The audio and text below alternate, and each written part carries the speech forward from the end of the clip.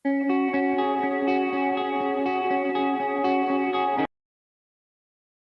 libro de Crónicas, capítulo 18, a partir del versículo 1, y dice así en el nombre que es sobre todo nombre, en el nombre de Jesucristo. ¿Decís amén? Dice: después de estas cosas aconteció que David derrotó a los filisteos y los humilló y tomó a Gat y sus villas de mano de los filisteos. También derrotó a Moab, y los moabitas fueron siervos de David trayéndole presentes. Asimismo derrotó David a Hadad-ezer, rey de Soba, en Amat, siendo este asegurar su dominio junto al río Éufrates. Y le tomó David 1000 carros, 7000 de a caballo y 20.000 hombres de a pie, y desgarretó David los caballos de todos los carros, excepto los de 100 carros que dejó. Y viniendo los sirios de Damasco en ayuda de Hadad-ezer, rey de Soba, David hirió de ellos 22.000 hombres. Y puso David guarnición en Siria de Damasco, y los sirios fueron hechos siervos de David, trayendo presentes, porque Jehová daba la victoria a David donde quiera que iba. Tomó también David los escudos de oro que llevaban los siervos de Hadad-ezer y los trajo a Jerusalén. Asimismo de Tibat y de Cun, ciudades de Hadad-ezer, tomó David muchísimo bronce, con el que Salomón hizo el mar de bronce, las columnas y utensilios de bronce. Y oyendo Toi, rey de Amat, que David había deshecho todo el ejército de Hadad-ezer, rey de Soba, envió a Adoram, su hijo, al rey David para saludarle y bendecirle por haber peleado con Hadad-ezer y haberle vencido, porque Toi tenía guerra contra Hadad-ezer. Le envió también toda clase de utensilios de oro, de plata y de bronce, los cuales el rey David dedicó a Jehová, con la plata y el oro que había tomado de todas las naciones de Edom, de Moab, de los hijos de Amón, de los filisteos y de Amalec.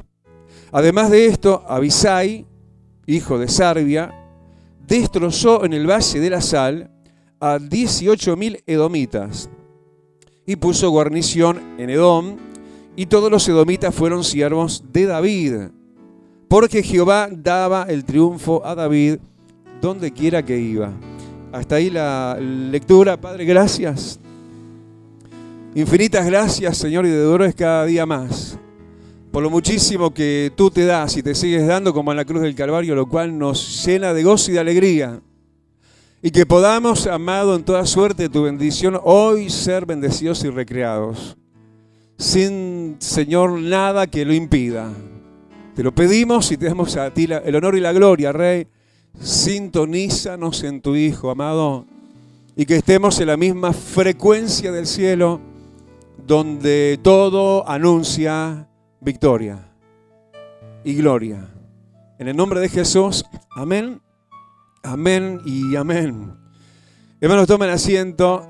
Qué maravilla, ¿no? Poder estar y seguir estando y seguir disfrutando. Y yo me lo digo un poco eso así para mí mismo, porque ayer estuve, no acá, porque ayer no estuve en la reunión que sí hay acá también en Tres Cruces los miércoles, sino que ayer sí también estuve en el culto de Playa Pascual, y tremenda la bendición, qué victoria enorme, ¿no? Yo miraba eso, no sé si hoy salió el Más que Vencedor en la prédica de Playa Pascual, no sé. Pregunto, salió otra, bueno, ya va a salir entonces, no con el mejor audio, pero igual la publicamos porque queremos que se entiende y se va a entender bien igual, y es importante, ¿no?, que la palabra de Dios en sus contenidos sea compartida. Pero entre las cosas que decíamos, aún en medio de la predicación, era lo sorpresivo de ver de lo victorioso en ese lugar, no solamente por la puerta que Dios nos reabre, tras una iglesia victoriosa que ya pudimos en su momento fundar y entregar en su momento a lo que era nuestro concilio en aquel entonces, y luego esa iglesia continuó y bueno, siguió en la medida que hayan podido, Pero ahora Dios nos reabre la puerta de Plaza Pascual y de verdad que uno no iba con muchas expectativas, ¿no? Me tengo que confesar, a veces falta de fe parece, ¿no? No iba con muchas expectativas porque inauguramos, no sé, hace como un mes atrás. Luego vino un parate de parte de la Intendencia de San José, no a las reuniones de ningún tipo, a las iglesias tampoco, aunque acá sí se podía estar haciendo en Montevideo. Y bueno, ustedes lo habrán visto también que el domingo anunciamos que reabrió San José, así que ayer fuimos después de un mes de la apertura inicial y yo dije, bueno, no sé, seremos, yo decía algunos pocos nomás, ¿no? Bueno, la iglesia en su capacidad, los asientos que hay, casi estaba llena, que había muy poquitas sillas, en aquel caso blancas vacías. Porque, hermano, este es un tiempo de victoria exagerada, ¿no? Porque para un comienzo, un recomienzo, o una iglesia que hace tanto que no tiene pastor y están funcionando de la mejorísima manera, ¿sí? Haciendo a pulmón, sí, lo que están haciendo, van 2 o 3 veces a la semana, y yo le dije a Ana, sigan haciéndolo, van en la mañana, 7 y media de la mañana a orar. Sí, y eso es maravilloso. Ayer yo llevaba en el auto al final del culto a una de las más ancianas del grupo de ayer. No sé a cuánto estaba del lugar de congregación, capaz que 2 kilómetros, sin exagerar. Bueno, dice que ella es de las primeras que llega a las 7 y media de la mañana. Sí, para estar comenzando con la oración. Pero como te decía, realmente es exagerada, ¿no? La mano, la medida, la bendición de victoria que Dios nos está dando y nos sorprende. Decirle al que tenés al lado, Dios nos quiere seguir sorprendiendo. Ahora decíselo al que tenés más cerca. Están entrenados ustedes. Te lo decís a vos mismo, Dios me va a seguir sorprendiendo. Y de eso se trata este capítulo 18, hermano, de Primera de Crónicas, donde todo era victoria para David, todo victoria tras victoria, el apenado, el dolido, el fragmentado y perseguido, el ladeado y tantas otras cosas terribles que podríamos decirle a David y de David en su pasado reciente, ¿no? Porque uno basta con leer en el libro de David, ¿no? En los Salmos, y ves cuánto apenado, cuánto perseguido, cuánto esto, cuánto aquello él estaba, cuánta tristeza, cuántas lágrimas, pero cuánta fe, cuánta esperanza, ¿no? Porque el salmo más dolido y más lloroso, diríamos así, de David, siempre termina en esa otra final idiomática, pero Dios me va a bendecir, Dios va a hacer cosas grandes, Él es mi fortaleza, no me va a desamparar, aleluya, gloria a Dios, todo eso parecía pentecostal, ¿no?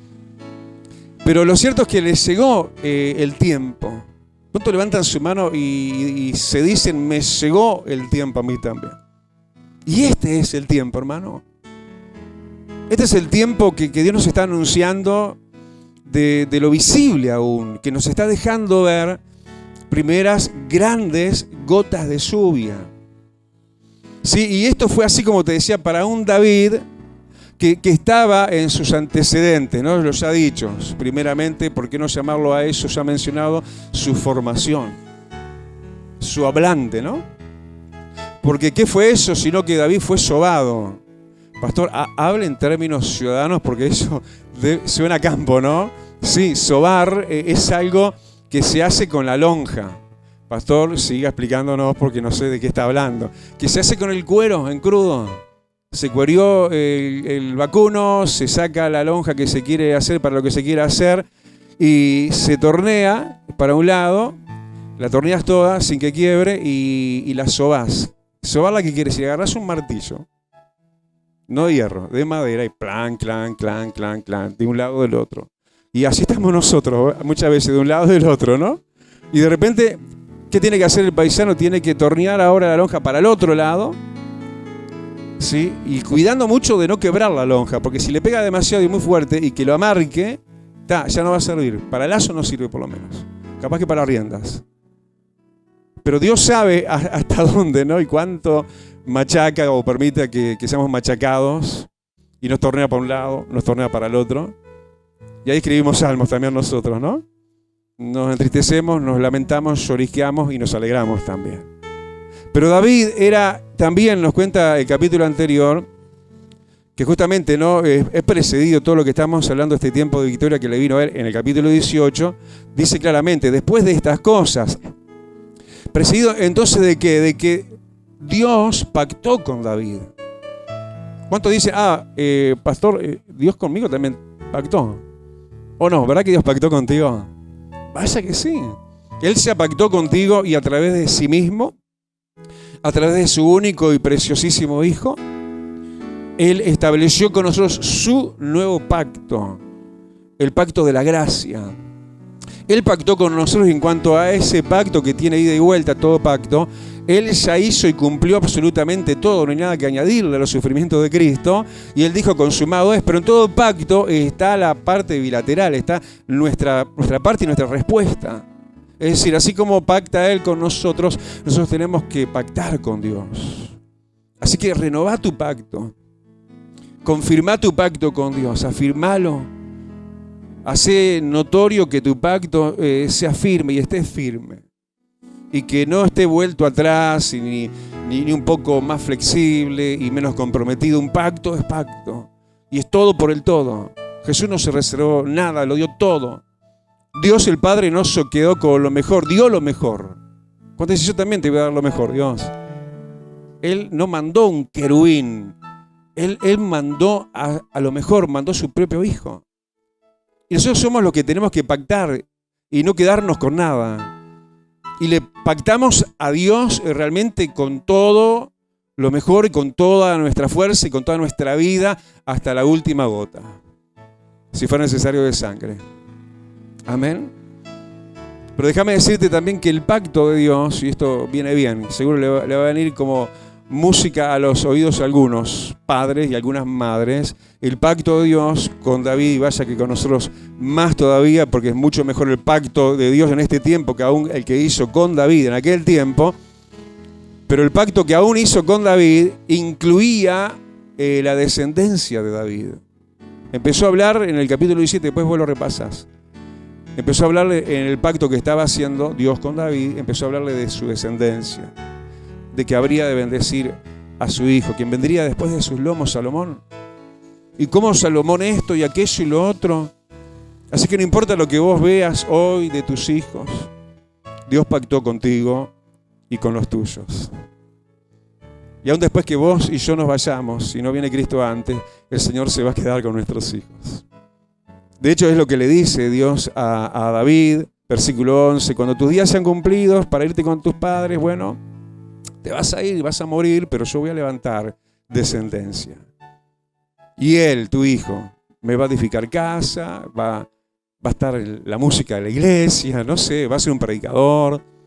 Ayer fuimos, como te digo, a Playa Pascual y uno de los que me acompañaba, Ricardo, la otra está por ahí atrás, Andreita, quedaron 2 lugares vacíos, Yo miércoles que viene quiero ir con el auto lleno, Él me decía, Joaquín, ¿cuánto tiene el hijo de Ricardo, Joaquín?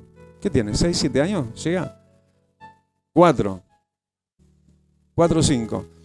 Dice que en estos días, no sé, estaban los primitos de Joaquín en la casa y se puso no sé qué de púlpito, se puso atrás Joaquín y se puso a predicarles.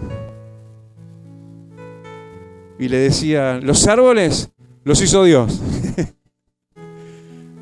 Y hay que ver, ¿no? Las fotos de Joaquín en la batería y todo eso. Y cuando viene acá, se le van los ojos y las piernitas para la batería, ¿no? Que Dios prontito nos dé ese lugar donde esto esté activo. ¿Gritás amén? Pero además de todo esto, ¿después de qué Dios le dio tantas victorias a David? Se las dio porque David era David. ¿Y quién era David? Era un hombre de un corazón conforme al corazón de Dios. Y eso es lo lindo, ¿no? Dios nos puso un corazón nuevo. No tenés el corazón de piedra, tenés un corazón conforme a mi corazón, te dice el Señor. Dios te puso dentro de tu pecho un corazón de carne. Un corazón donde además es impresa, como en este momento, su palabra. Es un lugar de impresión, de registro, de inscripción de la palabra de Dios. No queda en la tabla de tu mente, no queda en la página de tu mente nada más. No somos intelectualmente creyentes, somos creyentes de alma y de corazón. Porque nuestro corazón ha sido cambiado, ni siquiera renacido. De tal malo que era nuestro corazón, el Señor tuvo que sacarlo, echar de nosotros el corazón de piedra. Tenemos música de fondo, y puso un corazón nuevo. ¿Gritamos amén? ¿Cuánto levantan su mano y dicen, Señor, gracias porque me diste un corazón nuevo? Bueno, entonces después de esto, después que Dios te dice, pacté contigo y pactá vos conmigo y no rompas el pacto, después que como David, Dios le dio un corazón diferente al corazón de los demás, y el corazón de él era un corazón que conformaba a Dios, un corazón conforme a Dios, dice que empezó a suceder estos acontecimientos, tremendos acontecimientos. A partir del versículo 1 nos cuenta acontecimientos de victorias tras victorias. ¿Amén?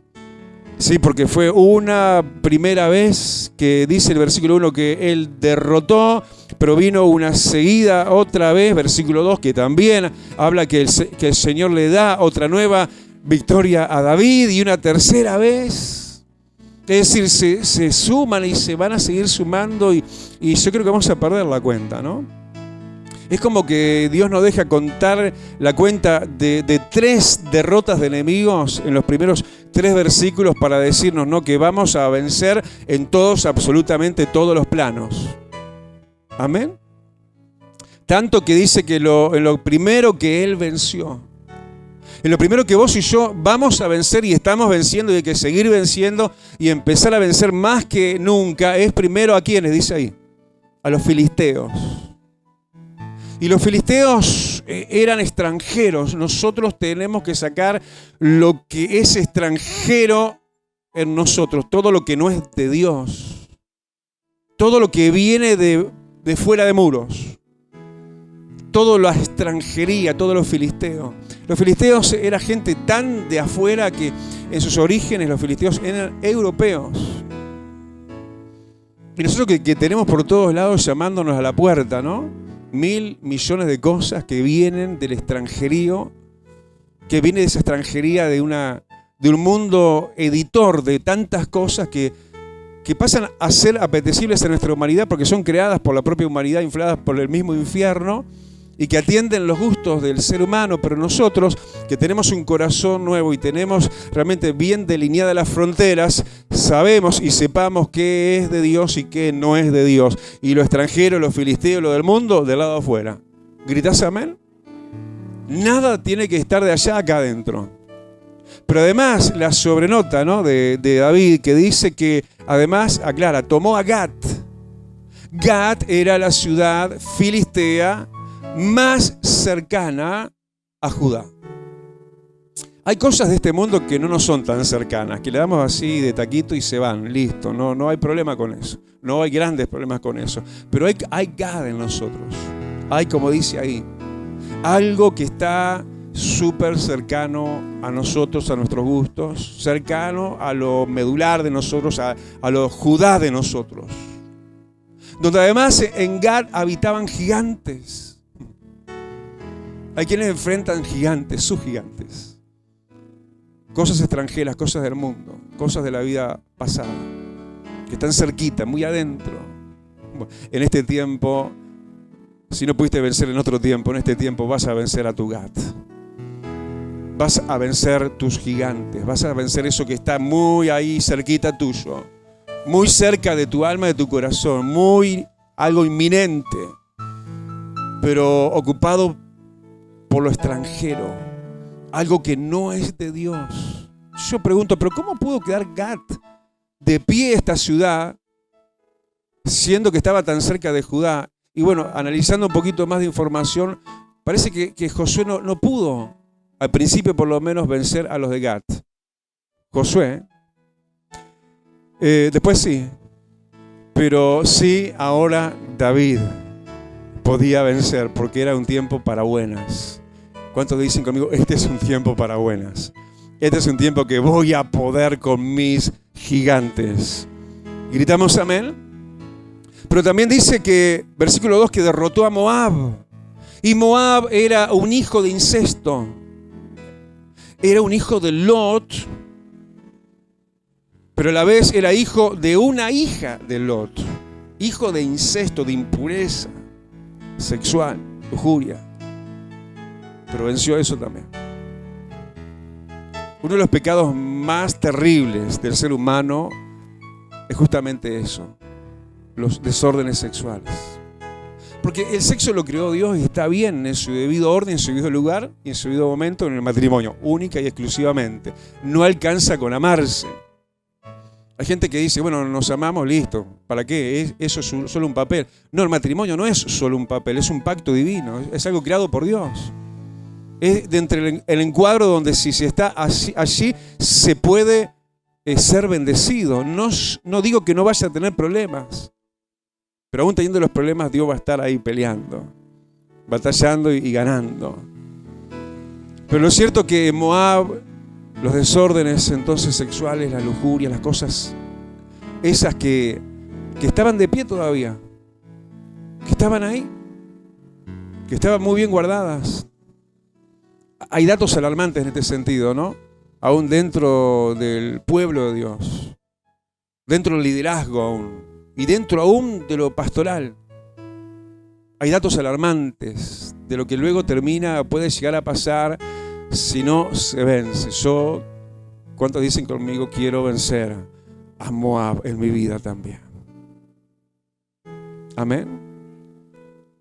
Y si David venció, voy yo también. Porque la victoria que Dios le daba a David es la misma victoria que Dios nos da a nosotros. Su victoria sobre nosotros y con nosotros. ¿Gritas amén? Pero también dice el versículo 3 que tercera derrota que él ejerció de sus enemigos, dice que derrotó también a Soba. Qué mala esta ciudad. ¿Por qué lo digo? Porque Soba ayudó en un momento al enemigo de David.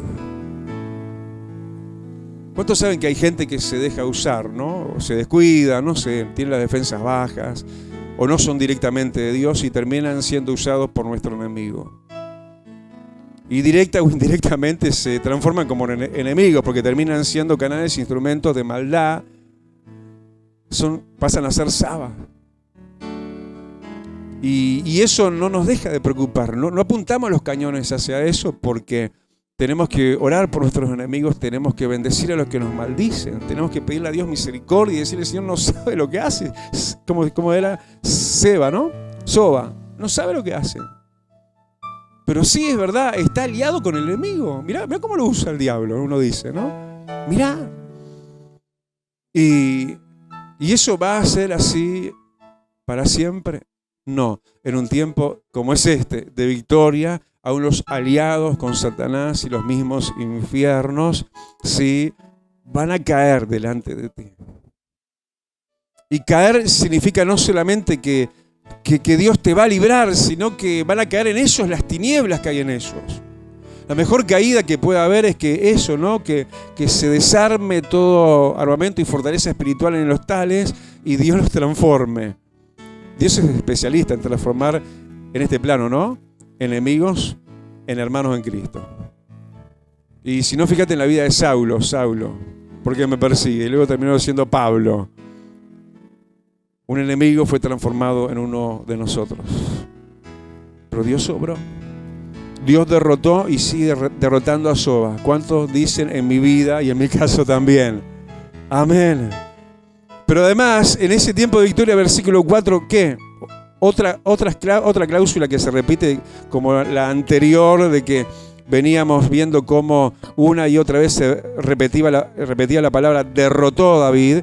Pero ahora vamos a ver la expresión versículo 4, tomó David. Un tiempo en el cual David tomaba riquezas que a él le venían de parte y de mano de Dios. Dice que él tomó, escucha bien, 1000 carros. Imagínate eso, no con un chinito, 1000 carros, ¿no? No, si habláramos en términos centroamericanos, ¿no? Que le dicen a los autos carros, ¿no? Yo me acuerdo cuando fui a Estados Unidos me sorprendía eso, ¿no? Los hispanos, los puertorriqueños, diciendo el carro, aunque ellos no pronuncian bien la R, la arrastran, ¿no? Pero imagínate vos no con uno o con poco o con nada, sino como él. Dice que tuvo 1000 carros, tomó para él 1000 carros, 7000 caballos. Yo con uno me conformo, Dios, me encantan los caballos. Pastor no me deja. 7000 caballos y 20.000 hombres. Tomó David. Un tiempo de riqueza, un tiempo de señorío, de enseñorearse de bienes y cosas materiales. Incluye la victoria que te quiero dar, te dice el rey. Como a David, a vos y a mí también. Porque en verdad somos como David, ya dijimos, tenemos un corazón conforme al corazón de Dios. Dios pactó con nosotros, pero nosotros con Él también.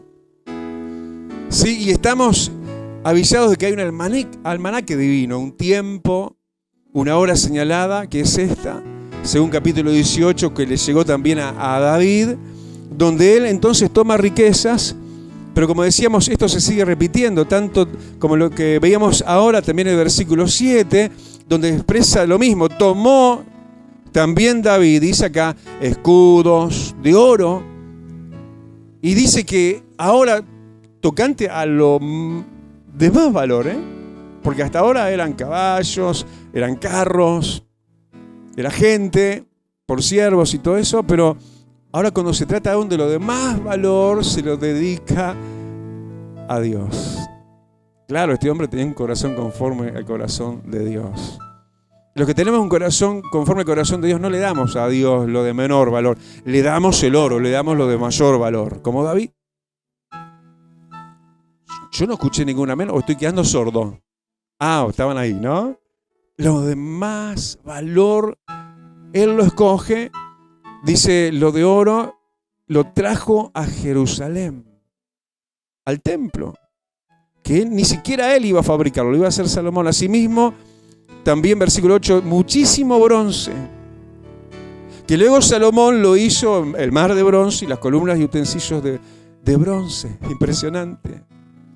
Él tomaba riquezas y su corazón estaba en las cosas de Dios, en el templo que iba a ser más adelante, en cualquier momento. Estaba como nosotros ahora, ¿no? Él sabía que Dios había de proveer un lugar, y de hecho lo hizo, un lugar suntuoso como fue el templo luego de Jerusalén, hecho por las manos de Salomón, la sabiduría que Dios le dio. Pero aún en la previa, él estaba ofrendando para lo que venía. ¿Cuánto es? Yo también lo quiero hacer, pastor. Yo ya te veo a vos, ¿no? Viniendo con oro, con riquezas. Esto es para lo que se viene, pastor. Esto viene para lo que Dios va a hacer con nosotros en lo locativo. ¿Gritás amén, David? Y dice que esto es lo que él hizo, porque claro, su corazón estaba en las cosas de Dios. Como también más adelante, ¿no? Lo vemos así en el versículo 10 al final.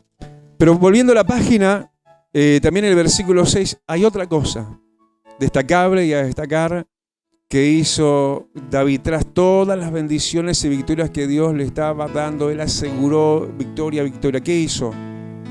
Descuidó las bendiciones de Dios, que lo que Dios le estaba dando, no, ponía guarniciones. ¿Entendés que lo que Dios te da, el diablo te lo puede llegar a robar? ¿Sabés eso? ¿Cuántos saben, por ejemplo, que la familia es una bendición de Dios? ¿Y cuántos saben que hay que poner guarnición de Dios en la familia? Hay que orar por esos. Todo lo que Dios te da, Señor, guarda el chinito. Yo le digo siempre esto a Dios. El chinito yo le digo al auto, ¿no? ¿Y qué pasa? Ese es mi testimonio permanente. Los que han subido a mi auto, creo que a ninguno lo he dejado sin escuchar esto, ¿no? Increíble, digo, ¿no? Cómo Dios bendice este auto. Aunque es chinito. De lo económico, ¿no? Tiene ya 270.000 kilómetros. Es impresionante la durabilidad. Las no roturas. Impresionante. No. ¿Pero por qué? Porque cada vez que estamos, no solamente lo usamos para Él y para su obra y para su gloria, sino que ponemos guarnición. Señor, guardá lo que me diste, guardalo, bendecilo, como las sandalias de los israelitas que dice que no se gastaban. Como el chinito, no se gasta. Hay que poner guarnición. No se descuida lo que Dios tenemos. Lo cuidamos, lo mantenemos. Amén. Y dice que por lo que volviendo a dar vuelta a la página, por todo lo que, versículo al final, el 6, todo lo que Jehová le daba en victoria a David, donde quiera que iba, ¿qué sucedió? Que se oyó, versículo 9, su fama. Corrió las mentas, como dice el paisano, la fama de lo que, wow, era David, no, de lo que Dios estaba haciendo con David. ¿Entendés la diferencia, no? No engreírse, no llenarse de orgullo, saber que es Dios y es su obra y su inmerecida elección. Entonces dice que el rey de Amat, no sé ni dónde era esto, tenía que haberme fijado, pero de otra región, ¿no? Oyó entonces la fama y ¿qué? Versículo 10, le envía saludos, le envía bendiciones a David.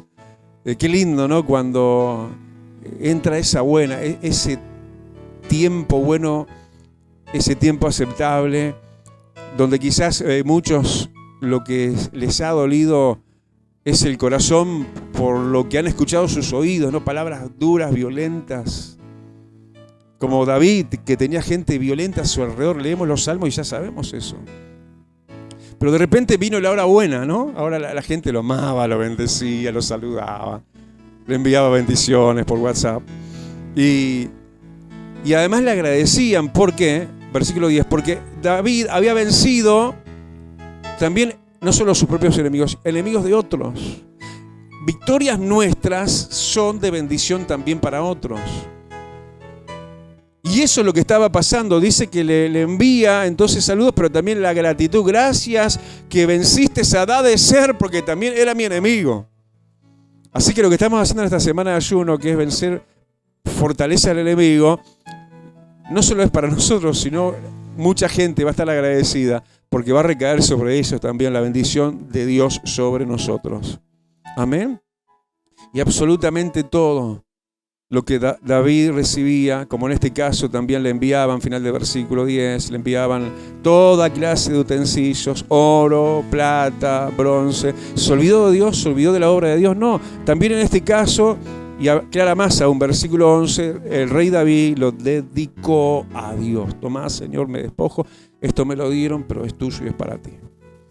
Es para el templo que no sé cuándo lo van a construir. Bueno, vino en su siguiente generación. Es para el templo que no sabemos cuándo ni dónde va a ser, pero Señor, acá me adelanto con adelantos. Yo creo en eso. Yo creo en el Dios de esos. Que como aquel somos hoy nosotros, como aquel David somos hoy nosotros. Gente tan apegada y enamorada a Dios que es capaz de estas verdaderas locuras al ojo humano, ¿no? Irracional. Pero es algo bendito lo que estaba pasando acá. Y termina dejándose ver que lo que se veía desde un principio en el pacto que Dios hacía con David, que no era solo con David, sino con su descendencia, pero parece no tan inmediata. ¿Por qué? Porque cuenta el versículo 2 en adelante que Abisaí era un sobrino de David, ni siquiera parentesco directo. Abisaí destrozó 18.000 edomitas y puso guarnición. Estaba siguiendo el ejemplo del tío, ¿viste? Puso él también guarnición, cuidadores de la victoria que Dios le había dado. ¿Pero por qué Abisaí estaba teniendo grande victoria al sobrino de David? Porque Jehová daba el triunfo a David donde quiera que iba. Por causa tuya y mía, los nuestros van a recibir victorias. Por amor a David, por amor a nosotros. Tus hijos y mis hijos, tus parientes y los míos, tus nietos si es que los tenés, o sobrinos, lo que sea, va a ir de generación en generación la bendición, como llegó a Abisaí, llegará a lo nuestro. En este tu tiempo, como para mí también mío, de victoria de Dios y en Dios. ¿Gritas amén? Cerra tus ojos, inclina tu rostro. Señor, te damos gracias, Rey. Gracias porque llega y es este el capítulo donde se despierta la victoria, Rey.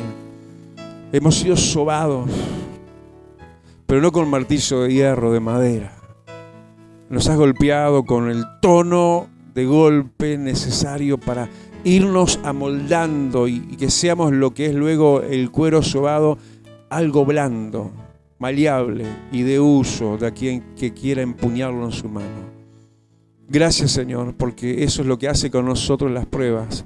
Nos hacen dóciles, nos ablandan el corazón y las reacciones para ser, Señor, útiles en tus manos. Dale gloria a Dios, hermano.